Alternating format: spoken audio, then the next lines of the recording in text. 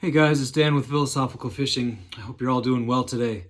Today's video is going to be more about the spiritual awakening that I had when I came off of Klonopin. And I share this with you guys because, first of all, it's my true experience that I had, and I just hope that it can help somebody out there who's struggling to come off of benzos, or maybe you're tapering benzos, or maybe you've cold turkeyed. Wherever you're at on your healing journey, or wherever you're at with benzos, or maybe with drugs, or just on a spiritual journey, I hope that this video can help you, and that's my intention for making it.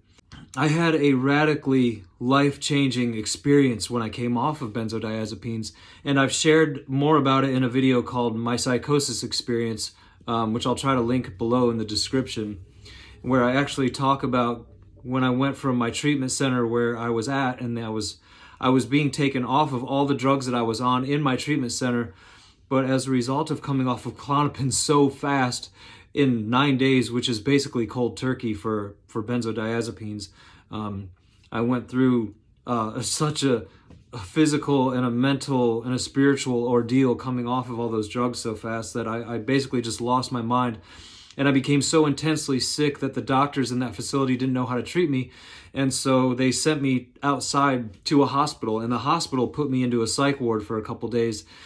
And during those couple days that I was in there, I lost my freaking mind. I mean, I went into a deep psychosis. And they actually called my wife and told them that I had maybe a 50-50 shot of ever regaining my normal faculties ever again.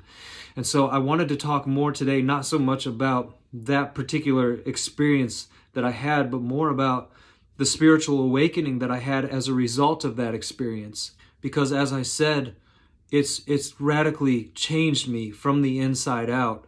And it's the reason that I've started this channel, and it's the reason that I do a lot of the things that I do today, which is I have this desire to share what's been given to me as a result of what I experienced. So I'll just back up and say that prior to coming off of drugs and prior to the spiritual awakening that I had, I kind of always had this view of, there's everybody out there, and then there's me, and I'm kind of alone on this island by myself. And I was completely driven by ego. I was completely driven by fear. I was driven by anger. And I kind of had this attitude that I had to compete with everybody else out in the world to try to get one up on others, whether it was in the workplace or school or whatever it was. That it was just me as a single entity in the world, and I was out there, me against everybody else. And I kind of viewed other people as being either much more inferior to me or much superior to me. Everybody was kind of way up here or way down there. Rarely was I ever just seeing eye to eye with my fellows on this planet. And so as a result of this, I was very lonely most of the time going through my life. And, when it's just you on an island by yourself, having to navigate through life, you do feel very lonely. It sucks. It's like, I have to completely rely on myself and my decision making, and it's just a really, really crappy way to go through life. But as a result of the transformation of going through the spiritual awakening, I suddenly felt this love for my fellow humans, and I hadn't had that before. Not that I was completely dark inside and, I was going around hating everybody. It wasn't like that at all. But it was just this subtle realization that I'm connected to other people, and that I'm kind of connected to everything, to the entire planet and to the entire universe. I just had this feeling that I knew, something within me knew that I was just like other people, and I had this urge to all of a sudden want to get to know people on a very deep level, and I wanted to talk to people, and I had this desire to just want to link up and be close to people for the first time, and I was always kind of afraid to be vulnerable and have that kind of openness with other people, to let them really know me and and to get to know people on a fundamentally very, very deep level. And it was like all of a sudden that was just kind of cast aside, and I didn't even care about that anymore. I just had this deep desire to really, really want to connect with people and to love people and to try to help people. And granted, mind you, I was so damaged still at this point. I really didn't have much to offer anybody. Yet I was still oddly drawn to people. Everybody that I met, people at the grocery store and my family members I wanted to reconnect with and get to know a lot deeper. Everybody that I ran into, I was so genuinely interested in. I found myself just wanting to talk to them and finding out their life story and finding out everything I could about them. Another thing that happened to me was that I all of a sudden wanted to immerse myself in nature again. I always had a deep fascination with nature, and I always loved being out in the wilderness and out in the wild and on the water and fishing. And as I got worse and worse on Klonopin and other drugs, that love that I have for nature just kind of slowly faded away into nothing.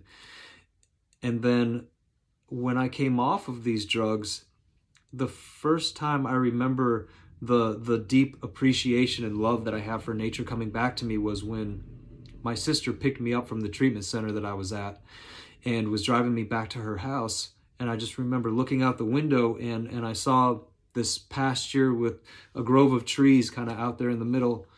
And I looked at it, and it was so gorgeous to me that it just about took my breath away.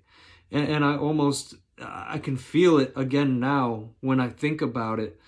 And I can feel it so often today when I'm out in nature and I'm either on a hike or I'm just driving down the street in my car, and I look out and I see it's just a simple thing like some trees or like a pasture, or we pass some, animals or something on the side of the road at a farm, and I can still feel that. And I just have this reverence and this awe for nature that I can't put into words, because the feeling is so deep in me that it's just a feeling of awe and inspiration and love that I have. And that definitely came about directly as a result of the spiritual awakening that I had, for sure. I also began to understand that people act the way they do based on their upbringing and their triggers and their own woundings. And so I started to take things a lot less personally than I had before I went through this transformation process. And I really understood at a deep level that everybody goes through life and grows up and accumulates baggage and accumulates wounds, either from parents or authority figures or caregivers. And that stuff affects us on such a deep subconscious level that when people are acting out and they're unintentionally or apparently intentionally hurting somebody else, they're only acting out of their own incapacity to realize that they're doing this based on old wounds that they've not been able to deal with. And so I was able to cut a lot of people slack and cut my parents slack and cut people slack that I ran into, just going through life who, offended me on some level. I would be able to see and recognize and feel in them that they're only acting that way because they're frightened or they're angry based on some incapacity that they have to deal with their own wounding. And it gave me so much more compassion for people, again, to know that nobody is offending me and hurting me because it has anything really to do with me. It's completely has to do with that other person and where they're at in life and where their consciousness is at. And it's so much better to give people that pass and give people a break and to recognize and know that if their consciousness was elevated or they could possibly do any better, they would be doing better. But that's just where they're at. That's where their consciousness is. And all the unresolved trauma inside of them is coming out in such a way that, it tends to hurt people a lot of times. And I could feel and recognize in people when they had this type of wounding, and when they were really hurt deep down inside. And I can still see that, and I can still recognize that in people. And I really, it's almost like I can feel it in my chest when I meet somebody who's very, very hurt deep down inside. And that's usually covered up with a lot of other coping mechanisms that people use, like anger or wearing a tough exterior or whatever it is. But this overall knowing that I am linked inextricably with humanity and with the world is something that's, again, is hard to put into words, because it seems like it's intellectual to say that, yes, we're all one, and I know that we're all one, but it goes beyond that. It's further than that. It's a feeling that I have of compassion and love for my fellow human beings. It's a deep knowing and understanding that I am connected with everybody. We are all truly one. The way I like to think of it is we're all different waves on the ocean. You know, the ocean, all the water is connected at some point, but the waves are just different expressions on the ocean's surface. And that's how humanity looks to me today. That's how I view it. And it makes so much sense to me today that I was just so trapped in my ego when I was in my addiction and when I was taking Klonopin that I just couldn't see it, I couldn't recognize it, and I just had no sense about it. And that's when I felt like I was just me on this island against the whole world. And I no longer feel like that. I know that you and I are the same. We're just different expressions of the oneness. And honestly, I used to hear people talking like this, and I would think, yeah, that sounds really great. You know, it sounds like a bunch of spiritual mumbo jumbo. So if it sounds that way to you, I completely get it. I understand. All I can tell you is that I have had an experience that has awoken me through the pain of coming off of Klonopin. And what I want to share in my message is, I think that window of opportunity to grow spiritually in consciousness is there for everybody who's going through this process, no matter where you're at.